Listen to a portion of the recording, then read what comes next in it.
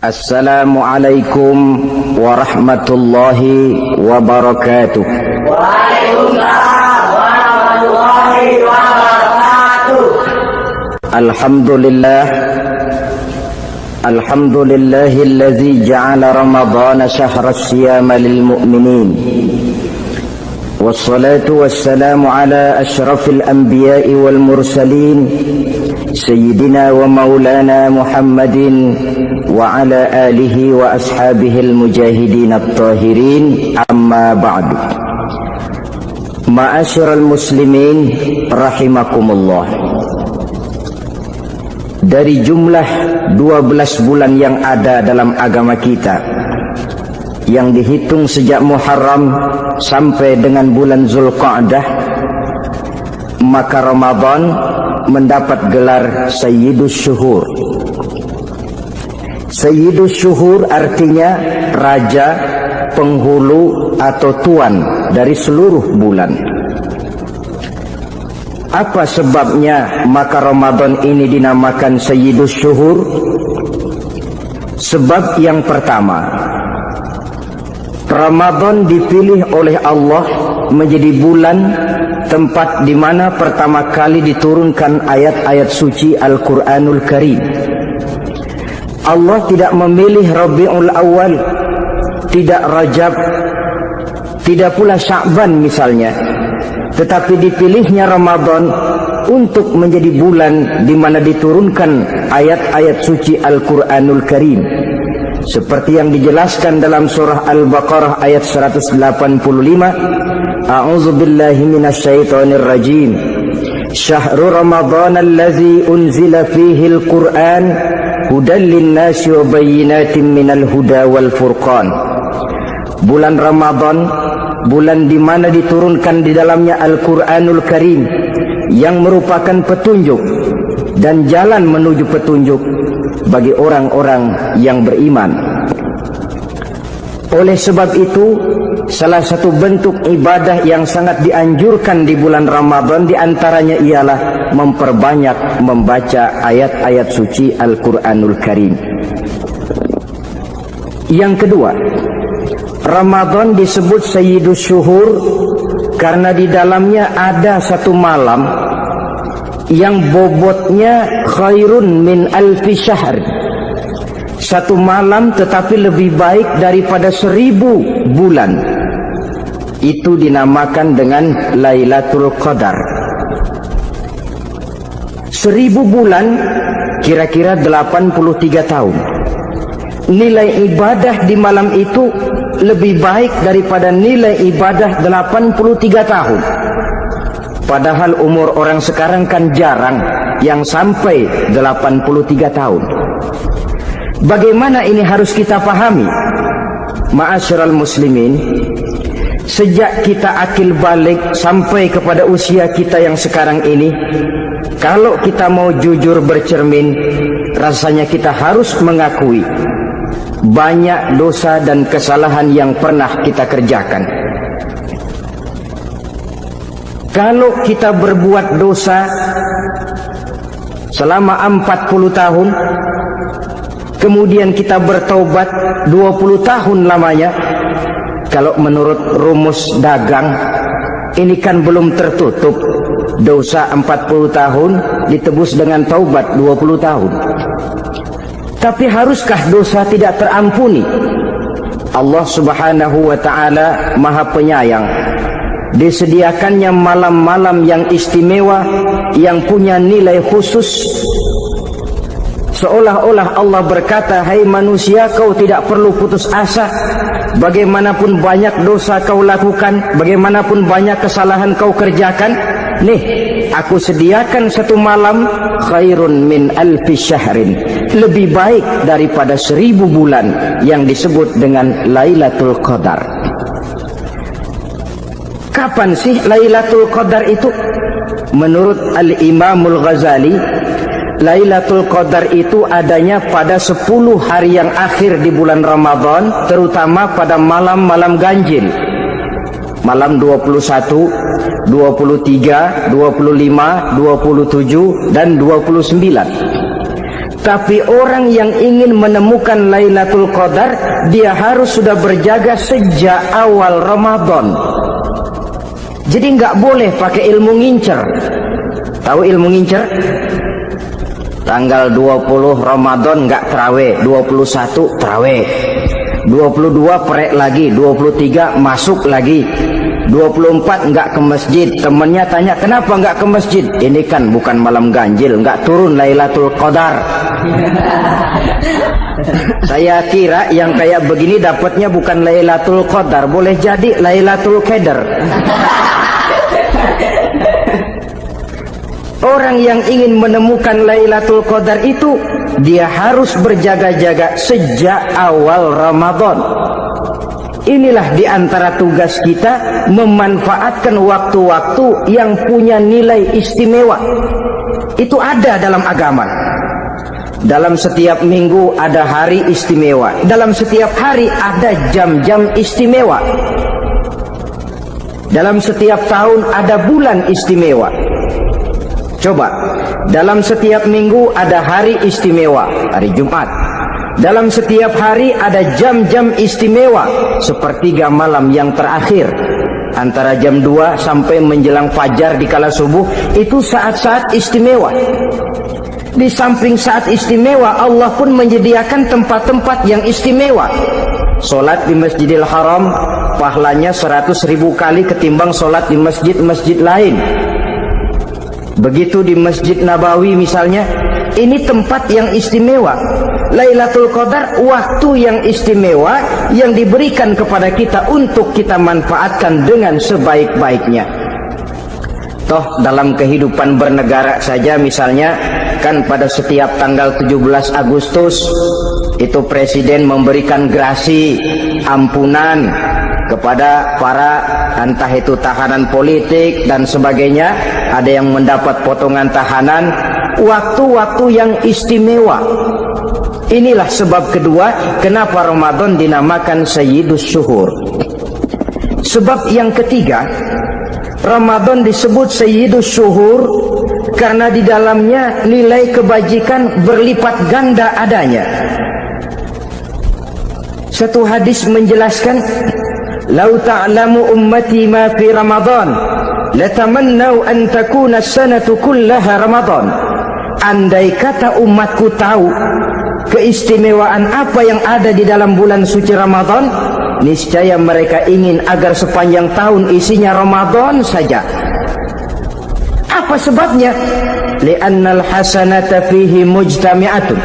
Di dalam bulan Ramadan itu berkumpul segala macam kebajikan. Wa ta'atu maqbulatun, segala perbuatan taat diterima oleh Allah. Wa da'awati mustajabatun, segala macam doa dan permohonan dikabulkan oleh Allah. Wa dzunuba maghfuratun, dan segala macam dosa diampuni oleh Allah Subhanahu wa taala. Berlipat gandanya nilai kebajikan yang kita kerjakan di bulan suci Ramadan. Itu sebabnya seorang muslim dalam menyambut bulan suci Ramadan penuh dengan sikap kegembiraan. Kata baginda Nabi, "Man fariha bidukhuli Ramadan, haramallahu jasadahu 'alan niran." Siapa orang yang gembira dengan datangnya bulan suci Ramadan, Allah haramkan badannya dari api neraka. Gembira menyambut Ramadan artinya bagaimana? Apa Ramadan datang terus bakar petasan? Bukan. Pukul beduk? Bukan. Apa gunanya pukul beduk kalau nggak puasa? Apa gunanya bakar mercon kalau tidak melaksanakan ibadah di bulan suci Ramadan? Gembira menyambut datangnya Ramadan dalam arti mempersiapkan diri untuk melaksanakan ibadah dengan sebaik-baiknya di bulan suci Ramadan ini. Ma'asyiral muslimin rahimakumullah. Yang terakhir, kenapa Ramadan disebut Sayyidus Syuhur? Karena di dalam bulan suci Ramadan ada perintah melaksanakan ibadah puasa. Apa istimewanya ibadah puasa? Pertama, yang dipanggil untuk melaksanakan puasa itu iman. Ini panggilan istimewa. Allah menyatakan, Ya ayyuhalladzina amanu kutiba alaikumusiyam. Hai orang-orang yang beriman, diwajibkan atas kamu berpuasa. Iman yang dipanggil untuk melaksanakan ibadah puasa. Contoh, satu hari di depan rumah kita lewat tukang pepaya, tukang duku, tukang duren. Kita panggil satu tukang pepaya, "Bang, pepaya, berhenti dulu sebentar." Kira-kira yang merasa tukang pepaya berhenti enggak? Ini tukang duku sama tukang duren berhenti enggak? Tentu tidak berhenti karena tidak dipanggil. Ini Ramadan yang dipanggil orang-orang beriman. Hai orang-orang yang beriman, berhenti dulu sebentar. Berhenti apa? Berhenti makan di waktu siang, berhenti minum di waktu siang. Yang merasa beriman berhenti, yang tidak beriman langsung. Biar Ramadan siang-siang makan jalan terus, ngerokok ngelepus terus. Kenapa? Tidak beriman, tidak merasa terpanggil oleh ayat tadi. Sekarang tukang pepaya lewat depan rumah, kita panggil, "Bang, pepaya, berhenti dulu." Dia dengar tapi nggak mau berhenti. Apa kita bilang? "Gang pepaya budak." Dipanggil nggak mau berhenti. Ini ada orang ngaku beriman kepada Allah, Ramadan dipanggil disuruh berhenti makan siang, nggak berhenti juga. Mukmin budak. Disuruh berhenti minum di waktu siang, nggak berhenti juga. Mukmin budak. Ini istimewanya puasa. Panggilan difokuskan kepada iman. Hai orang-orang yang beriman. Allah tidak bilang hai orang-orang yang sudah masuk Islam. Tidak. Ya ayyuhalladzina aslamu. Tidak. Ya ayyuhalladzina amanu yang dipanggil. Hai orang-orang yang beriman. Nilai nurani yang paling dalam itu yang dipanggil melaksanakan ibadah puasa. Lalu orang beriman yang bagaimana yang wajib puasa? Pertama, dia sudah balik. Yang kedua, berakal sehat. Yang ketiga, dia mampu berpuasa. Orang beriman macam ini, balik, berakal sehat, mampu melaksanakan puasa.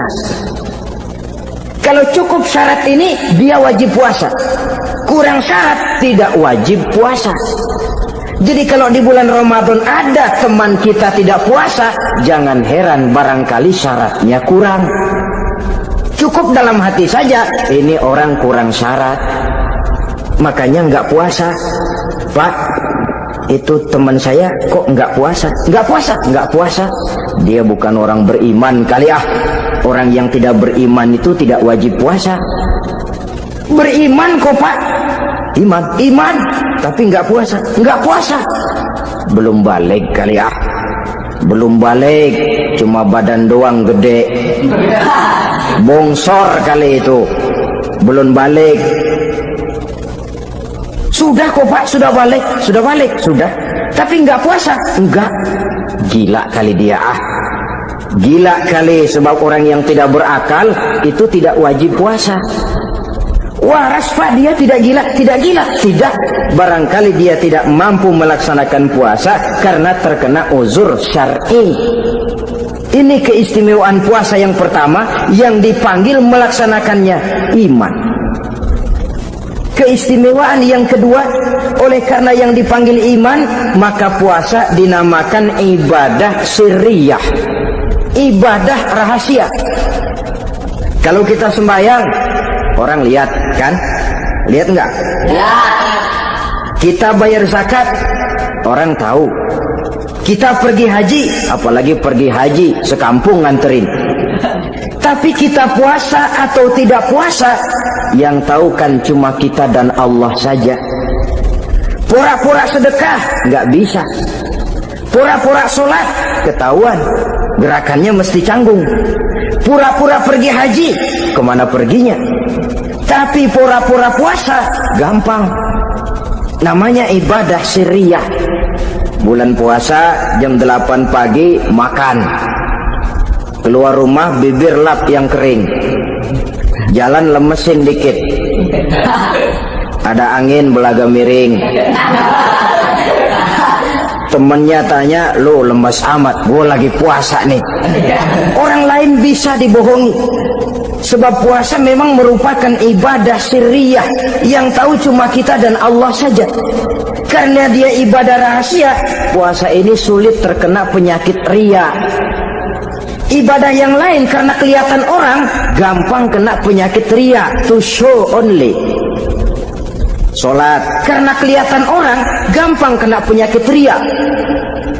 Karena saya jadi imam, misalnya di belakang saya lihat ada mertua, wah saya bikinlah sembahyang saya mantap-mantap, pakai serban, pakai siwak, bahasanya saya paseh-pasehin kayak orang 16 tahun di Mekah. Wah, usolli warwal maghribi salasa rakaatin Allahu Akbar. Surahnya saya cari yang panjang-panjang, paling pendek sabbihis sama wadduha. Akibat apa itu? Riya, di belakang ada calon mertua. Tapi kalau sholat sendirian dalam kamar, boro-boro pakai serban dan siwak, kadang-kadang kaos kutang saja cukup. Surahnya jangan sabbihis sampai wadduha, langganannya inna a'toinakal kautsar sama qul huwallahu ahad. Karena sholat terlihat orang, mudah kena penyakit riya. Sedekah pun begitu. Mulanya niatnya cuma mau sedekah 5.000, karena ada orang yang disedekahani naik 10.000, yang 5.000 sudah karena orang. Jadi ibadah yang lain itu mudah terkena riya, tapi juga mudah dinilai orang. Kita bisa saja bilang, itu orang sholatnya khusyuk ya. Kenapa? Kelihatan dari gerakannya. Itu orang hajinya mabrur ya. Kenapa? Kelihatan dari tingkah lakunya setelah pulang haji. Itu orang sedekahnya berani ya. Kenapa? Ketahuan dari jumlahnya. Ibadah yang lain bisa dinilai, tapi puasa nggak bisa dinilai. Itu orang puasanya mantap bener ya. Kenapa? Beludah melulu. Itu bukan ukuran. Itulah sebabnya dia dinamakan ibadah sirriyah, ibadah yang abstrak, yang tahu cuma si pelaksana dan Allah saja. Ini keistimewaan puasa yang kedua. Yang ketiga, saudara-saudara, kalau ibadah-ibadah yang lain, ganjaran pahalanya itu dijelaskan oleh Allah. Sedekah kalau ikhlas pahalanya begini, haji kalau mabrur pahalanya ini, sembahyang berjamaah pahalanya ini. Untuk puasa tidak. Puasa Allah cuma bilang as-siyamu li wa ana ajzi bihi. Puasa adalah untukku, aku yang akan membalasnya. Berapa besar balasannya tidak dijelaskan oleh Allah. Apa artinya ini? Kalau saudara kerja, mandor bilang, sampean kerja sama saya, gaji satu hari 5.000. Ketahuan kan, sehari 5.000. Kita bisa kong kaling kong, ada mandor rajin, nggak ada mandor kendor. Pokoknya sehari 5.000. Tapi kalau mandor cuma bilang, kau kerja sama aku, soal gajimu nanti aku yang atur. Tidak dijelaskan berapanya, nanti aku yang atur. Ini kan mestinya kita kerja hati-hati. Sebab apa? Mungkin gaji kita lebih besar dari jumlah 5.000 kalau kerjaan memuaskan. Mungkin tidak digaji sama sekali kalau kerjaan berantakan. Tidak dijelaskannya pahala puasa menjadi sugesti bagi kita untuk melaksanakan ibadah ini dengan sebaik-baiknya. Mungkin gaji sangat besar, mungkin tidak digaji sama sekali. Sebab kata Nabi, kam min shaimin laisa lahu min siyamihi illa al-ju' wal 'atsh. Berapa banyak orang puasa, dia tidak memperoleh apa-apa dari puasanya kecuali lapar dan haus saja. Puasa sah, kewajiban gugur, nilai 0. Tidak dapat apa-apa kecuali lapar dan haus. Jadi inilah keistimewaan daripada ibadah puasa. Saudara hadirin yang saya hormati,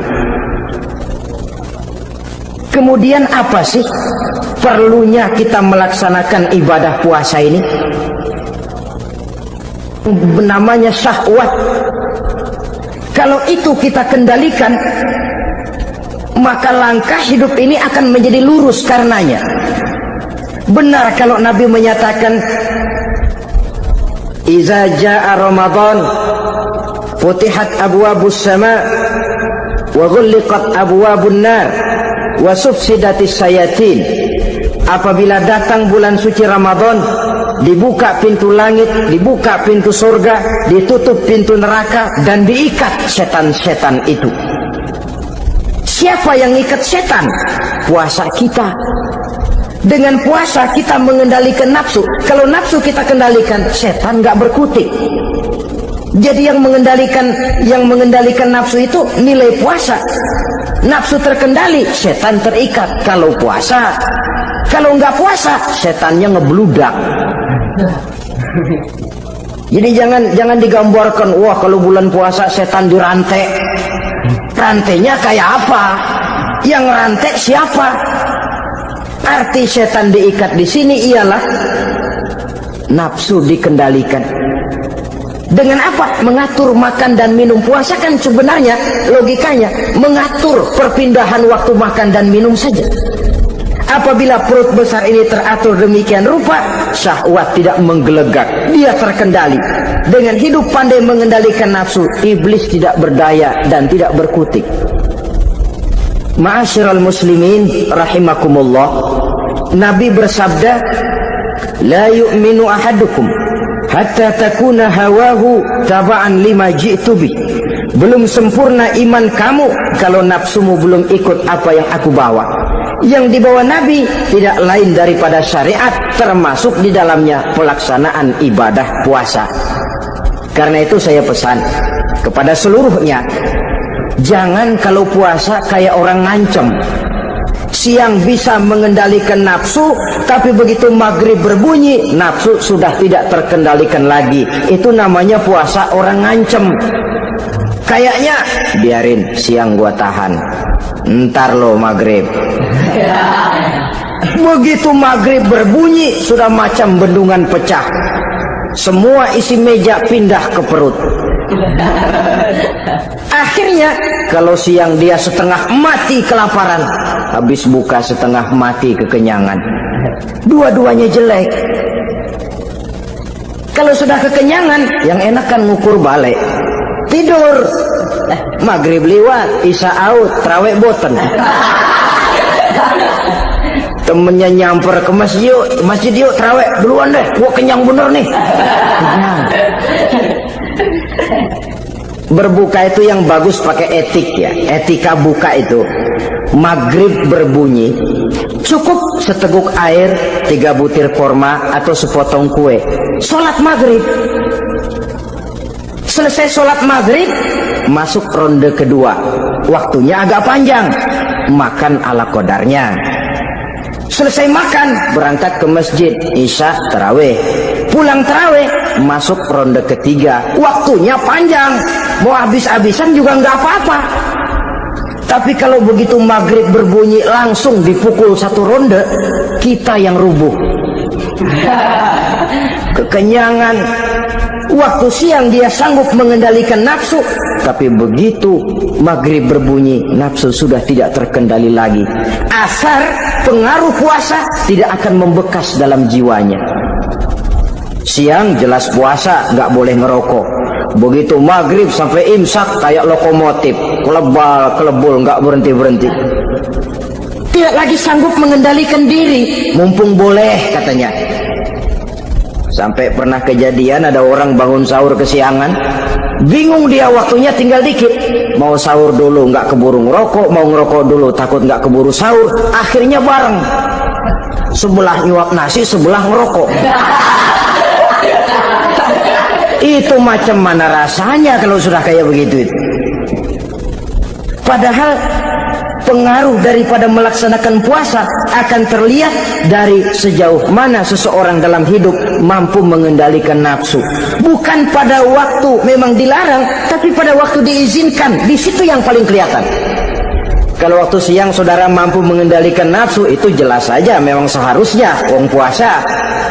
Malam dalam keadaan makan boleh, minum boleh, masih mampu mengendalikan nafsu, dalam arti makan dan minum pada batas yang wajar saja, itulah yang dikehendaki dari melaksanakan ibadah puasa, sehingga ibadah itu membekas dan ikut membentuk kepribadian orang. Sekali lagi, jangan cuma waktu siang saja bisa mengendalikan nafsu.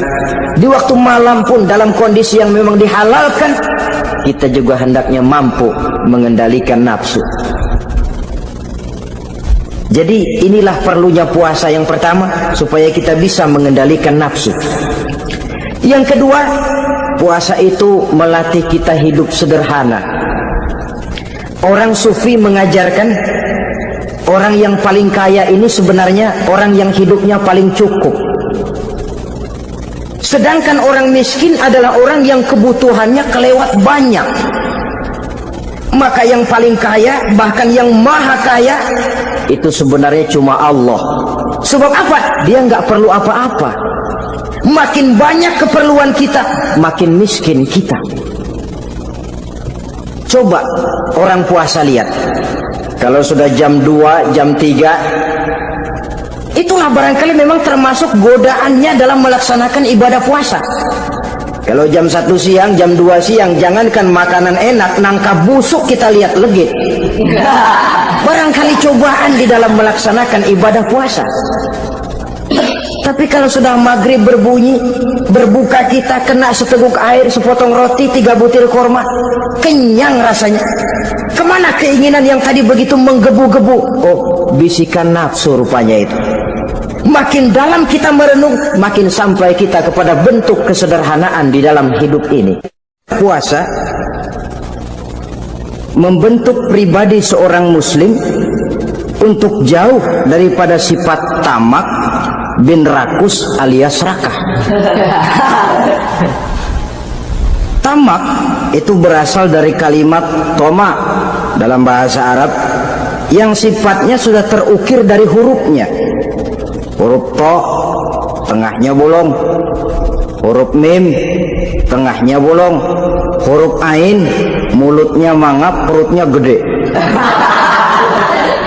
Jadi orang tamak macam itulah. Apapun yang diberikan Allah tidak pernah ada cukupnya dan tidak pernah ada syukurnya.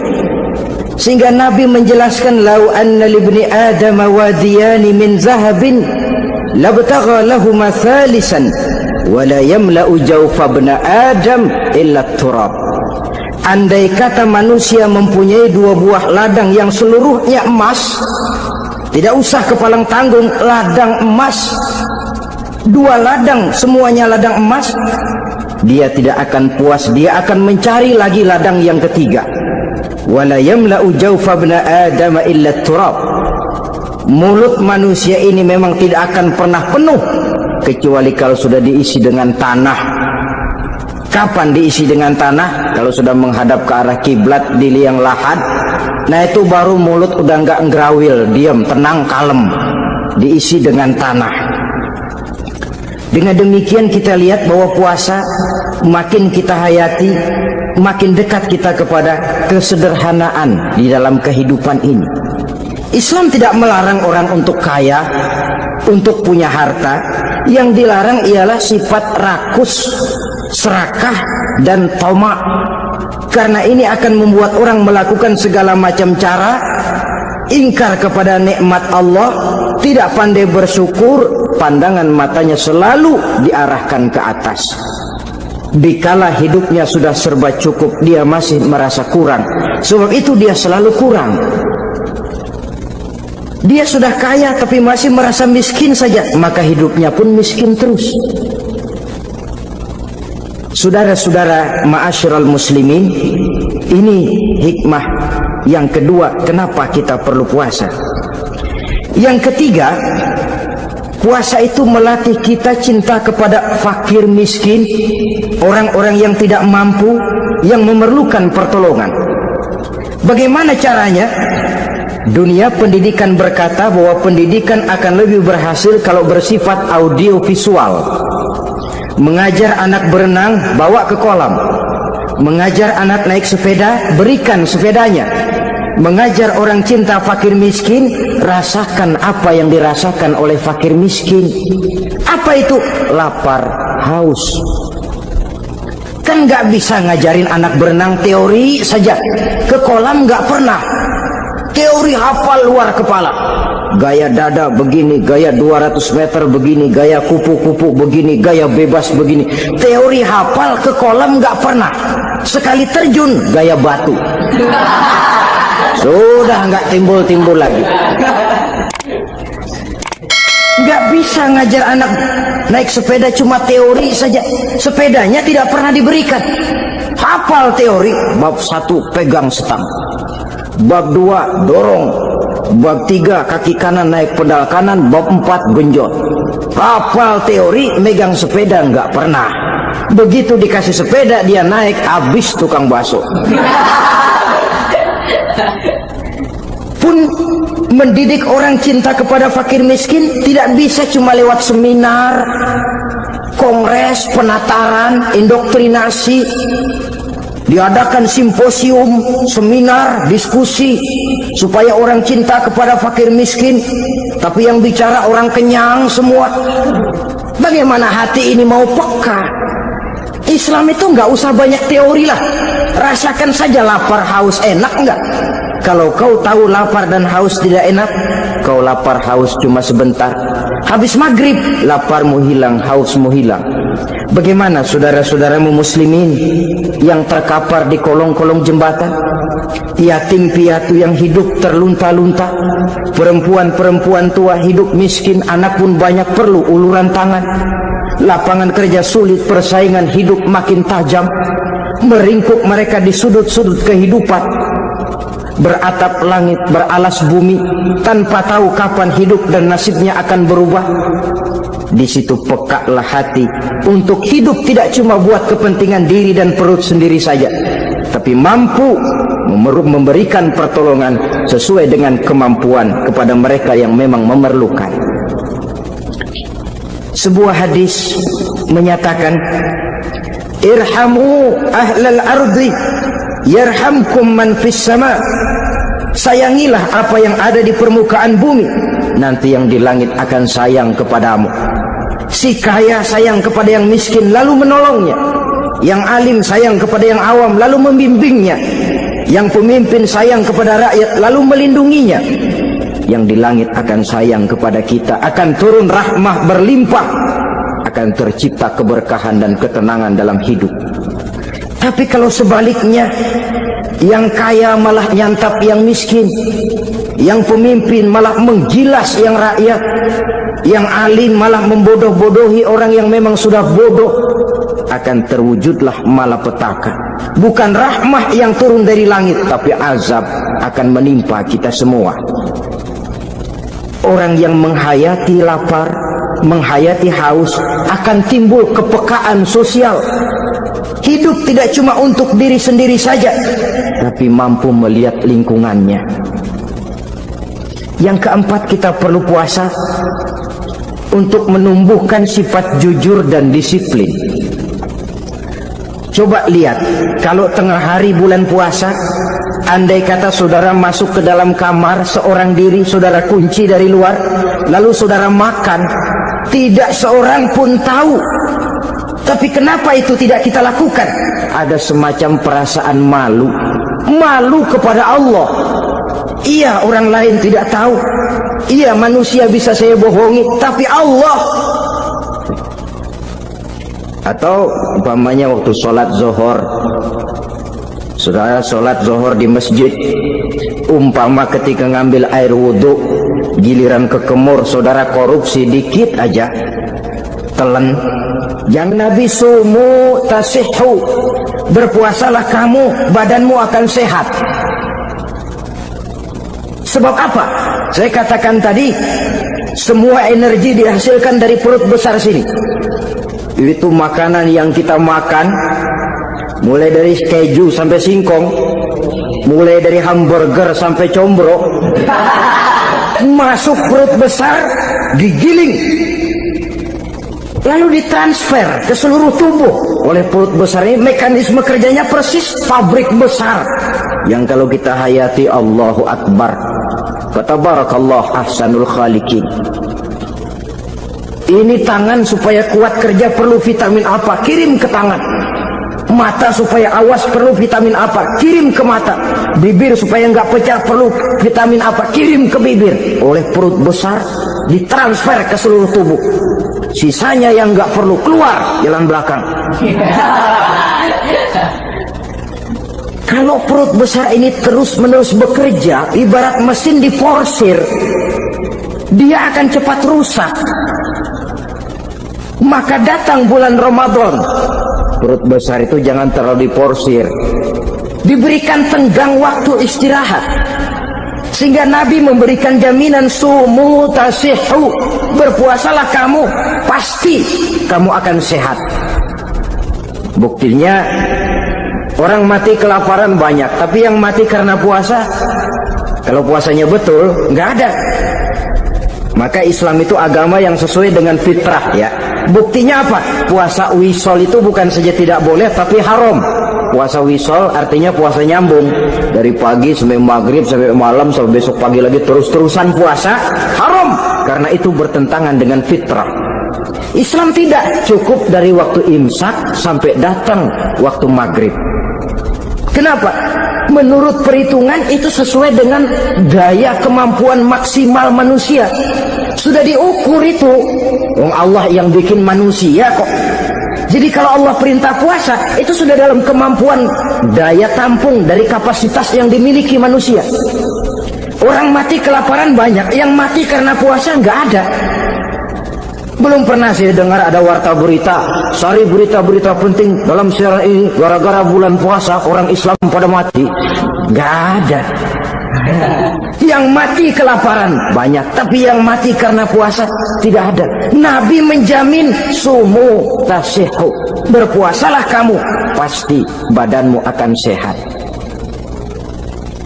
Ma'asyiral muslimin, kalau sudah tahu kita apa perlunya kita berpuasa, pembicaraan akan saya lanjutkan bagaimana seharusnya kita puasa.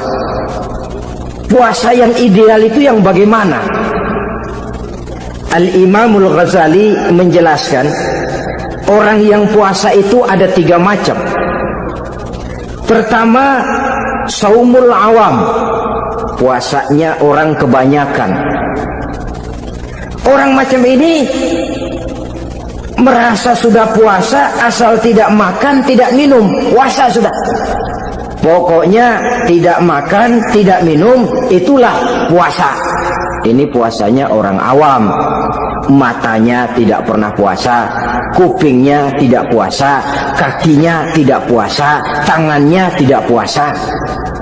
Ini puasa orang awam kebanyakan. Hasilnya tidak mustahil seperti yang dikatakan Nabi tadi. Berapa banyak orang puasa tidak mendapat apa-apa dari puasanya kecuali lapar dan haus. Puasa sah, kewajiban gugur, nilai 0. Kan rugi ibadah semacam itu. Sebab jangan lupa, yang membatalkan itu kan 2. Ada yang membatalkan pahala puasa, ada yang membatalkan puasa. Bedanya apa? Kalau puasa batal, pahala jelas batal. Tapi kalau pahala yang batal, puasanya mungkin sah, kewajibannya gugur, tapi pahala tidak ada. Kalau yang membatalkan puasa sih umumnya kita bisa jaga itu. Sebab apa? Masalahnya konkret, kelihatan.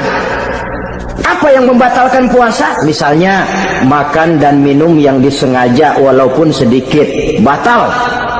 Sedikit tapi sengaja tidak mengenyangkan, batal. Mamanya pentol korek yang kecil itu, sengaja telan waktu puasa, batal. Kan sedikit pak, nggak kenyang kok, sengaja. Sengaja itu yang bikin batal. Tapi kalau tidak sengaja seperti lupa, itu tidak batal. Misalnya hari pertama puasa, habis sembahyang subuh tidur, bangun jam 8, lupa kebiasaan, langsung aja nyerbu ke dapur.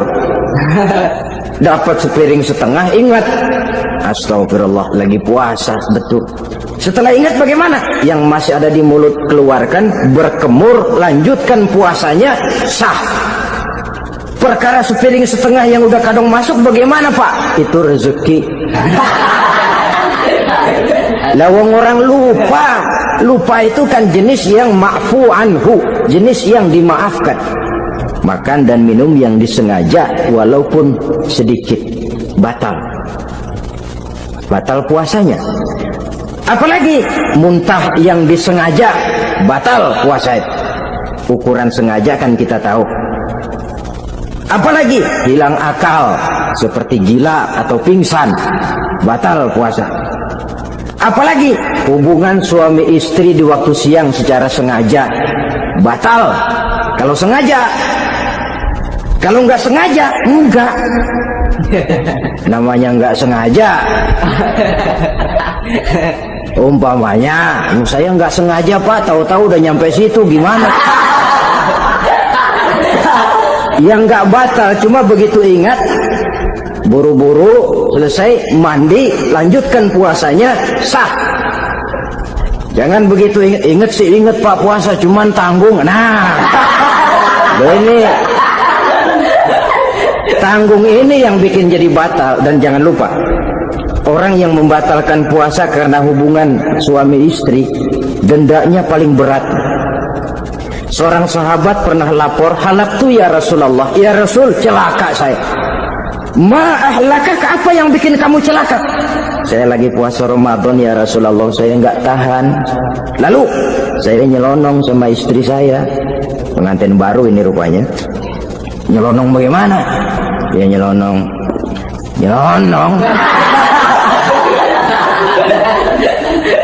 Melanggar dia, tapi jujur, lapor. Kata Rasul, ya sudah, bayar dendanya. Dendanya apa ya Rasulullah? Bebaskan budak. Aduh, saya nggak punya budak ya Rasulullah. Tidak punya. Puasa 2 bulan berturut-turut, tidak boleh diselang-seling. Syahraini mutatabi'aini, 2 bulan berturut-turut, tidak boleh diselang-seling. Gimana? Sanggup puasa 2 bulan berturut-turut? Enggak kuat ya Rasulullah. Enggak kuat. Ramadan yang sebulan aja saya nyelonong, apalagi 2 bulan.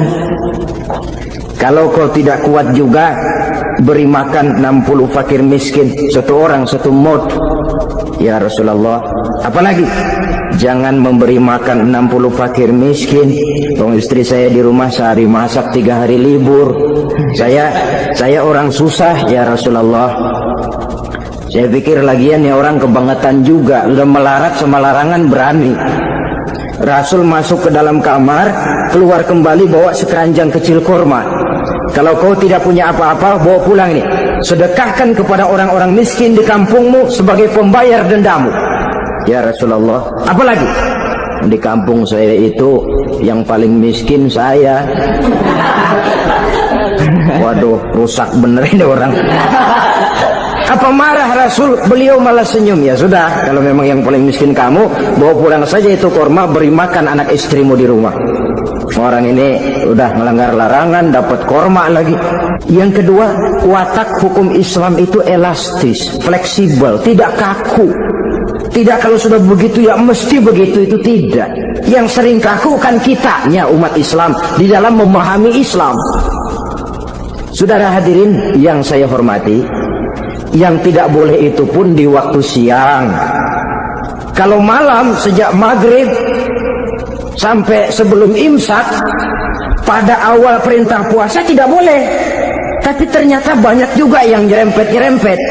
Sampai Allah turunkan, uhilla lakum lailatas siyami arrafasu ila nisaikum. Dihalalkan bagi kamu pada malam puasa bergaul dengan istrimu. Jadi barangkali di antara pendengar ini ada yang pengantin baru, tolong sabarlah di waktu siang. Tunggu maghrib berbunyi. Kalau sudah maghrib habis buka, mau buka lagi juga nggak apa-apa. Terserah saja. Ini yang membatalkan puasa. Yang kita sulit mengontrol, yang membatalkan pahalanya. Apa misalnya? Ngomong-ngomongin orang. Puasa, ngomongin orang jalan terus. Itu ya tetangga kita. Kenapa emang? Oh, anu. Kita sih bukan ngomongin orang ini. Bukan ngomongin orang katanya.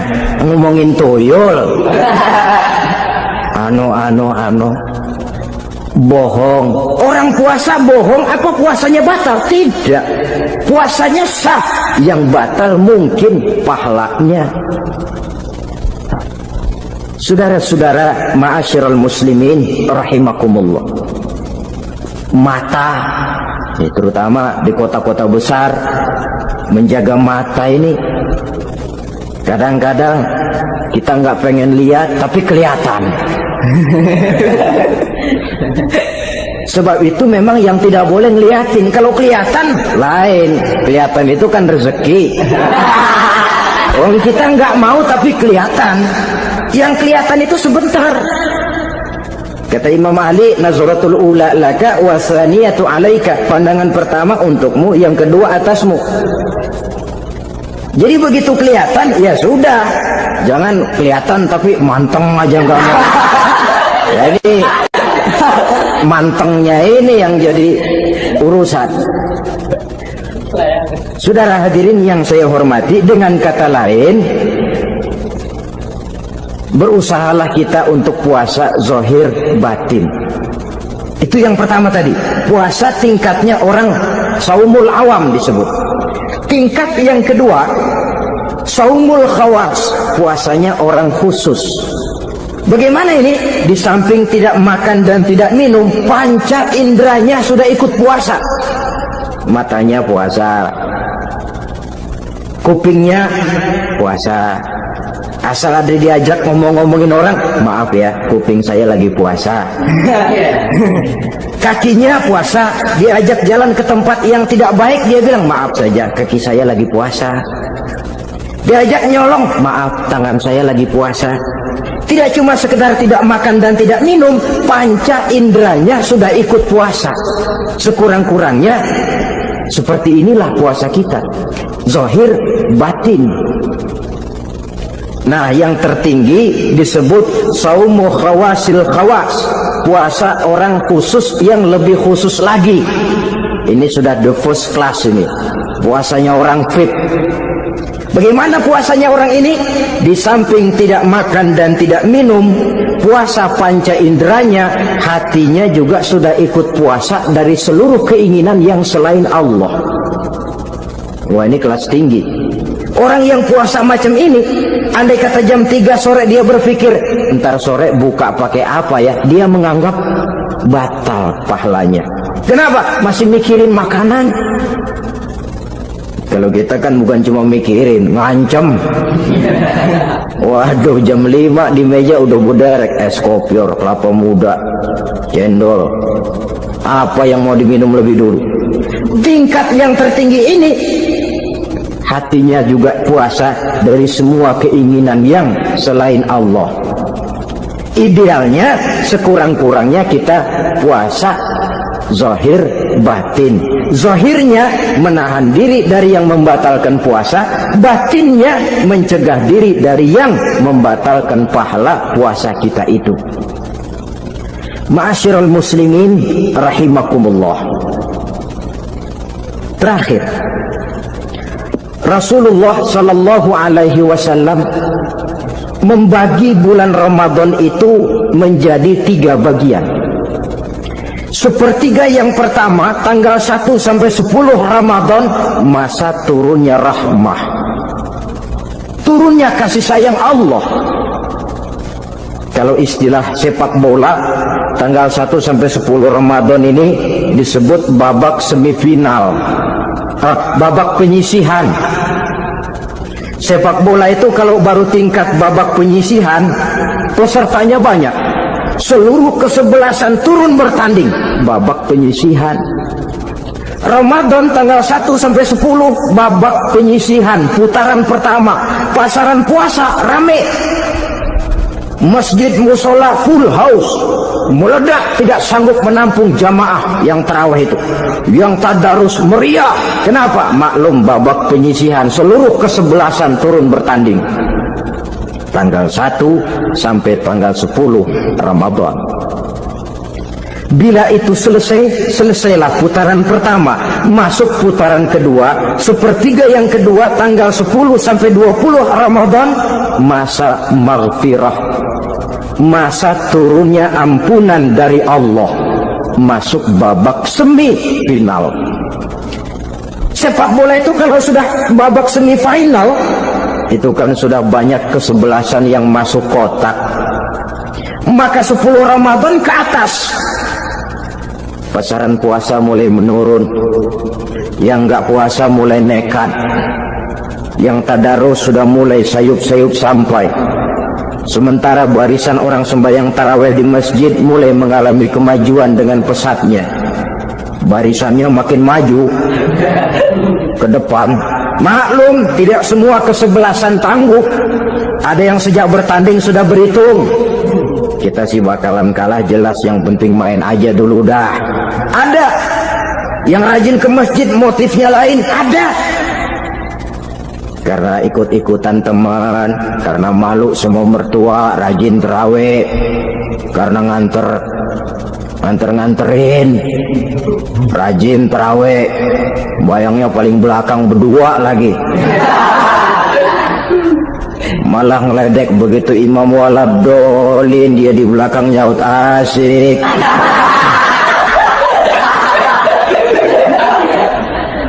Yang kayak begini ini sudah nggak bakal tahan lama, akan gugur di babak semifinal. Puncaknya putaran terakhir tanggal 20 sampai akhir Ramadan, masa itkun minan nar, masa pembebasan dari api neraka, masuk babak final. Kalau sudah babak final, ya pesertanya nggak banyak sudah. Ramadan tanggal 20 ke atas babak final, pesertanya nggak banyak. Sebab apa? 20 Ramadan ke atas pikiran orang sudah bercabang itu. Yang punya kampung sudah siap-siap mau pulang mudik, lebaran di buah kampung, puasa kayak enggak, yang penting pokoknya lebaran. Yang pegawai negeri gajinya kecil, anaknya banyak, palanya ngebet. Yang belum punya sepatu, belum punya baju, macam-macam problem, sehingga konsentrasi ibadah menurun.